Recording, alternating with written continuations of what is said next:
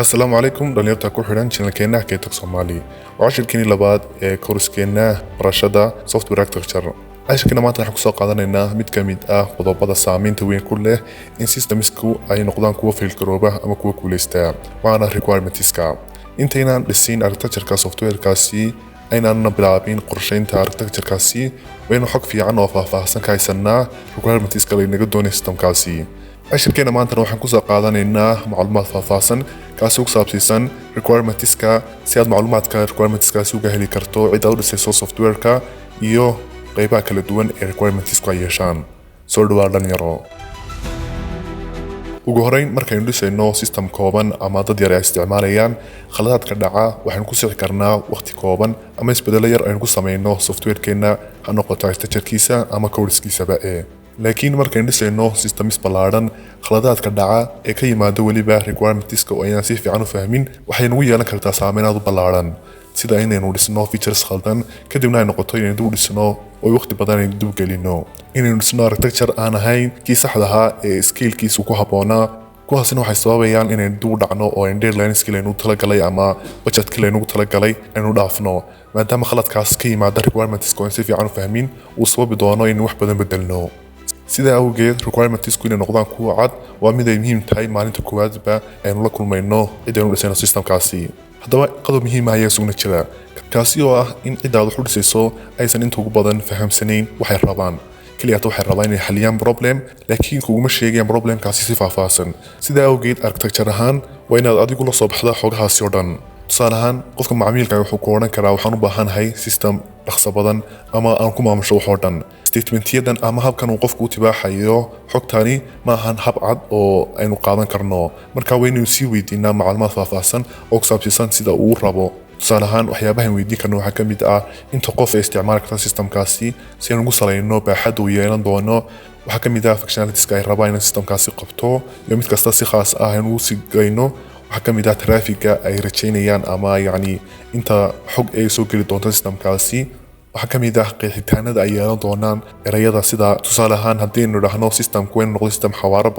xawaaro badnaantaasi maxay noqon doontaa maad 100 millisecond inuu ku qabto shaqooyinka mise 1 second inuu ku qabto waxyaabahaas oo dhammi waa kuwa si cad aysan u tibaaxi karayn cidaad u samayso softwareku taa awgeed waa inaad adigu la soo baxdaa hadduusan hayn software aad cid u dhisaysana waa inaad adigu isweydiisaa su-aalahani oo aynu helnaa jawaabo clear ah tusaale ahaan waxyaabaha dhici kara haddii aynu helno requirements khaldan waxaa ka mid ah in system aynu talagalnay 2 milyan oo qof access gareeyaan aynu dhisno kaliya 100,000 oo user ay isticmaali karaan taasina waxay nagu sababi doontaa in wax badan ka bedelno architecture softwarekaasi waxaa ka mid ah habka aynu u kaydinayno xogaha iyo teknolojiyada aynu adeegsanayno haddii aynu ku base gareyn requirements kale aynu uga baahan yahay waa kuwa waqti badan naga qaadan doonta inay bedelno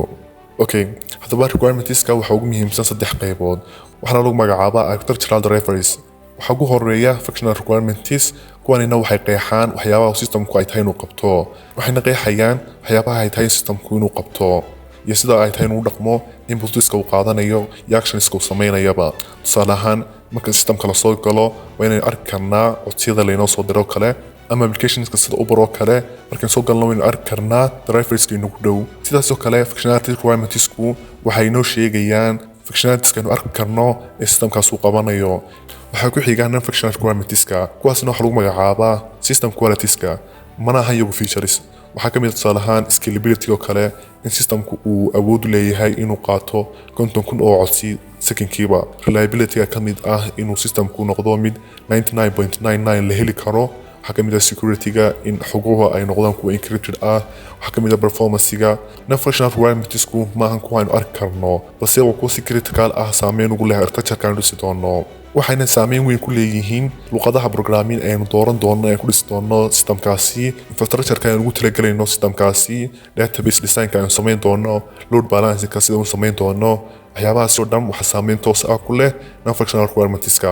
qodobka saddexaad ee ugu dambeeya requirementsku waa system constraints ama limitationska uu yeelan doono systemkaasi ee tahay inaan ku shaqayno tusaale waxaa ka mid ah budgetka oo kale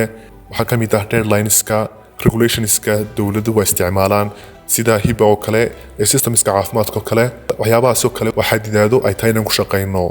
saddexdaas nooc ee requirementska ahba waxaa la isku dhahaa architectural drivers waana kuwa qaabeynaya componentska iyo waxyaabaha ka koobnaan doona systemkaasi iyo qaabka uu shaqayn doono ugu dambeyn cashirkeena maanta intaas ayuu ka egyahay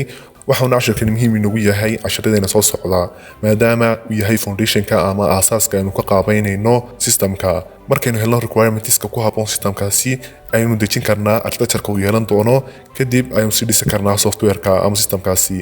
cashirkeena maanta waxaan kusoo qaadanay sababta ay muhiimka u tahay inaad hesho requirementska intaadan bilaabin wax shaqo ah muhiimadda ay leedahay in requirementsku ay caddaadaan iyo khataraha ka iman kara requirementska aan caddayn iyo noocyada requirementska waxaan rajeynayaa inay qaybahaasi isla fahanay ma dhisi karno architecture fiican haddaynaan hayn requirementska leer ah waad ku mahadsantahay daawashada muuqaalkan fadlan la wadaag asxaabtaada mahadsanid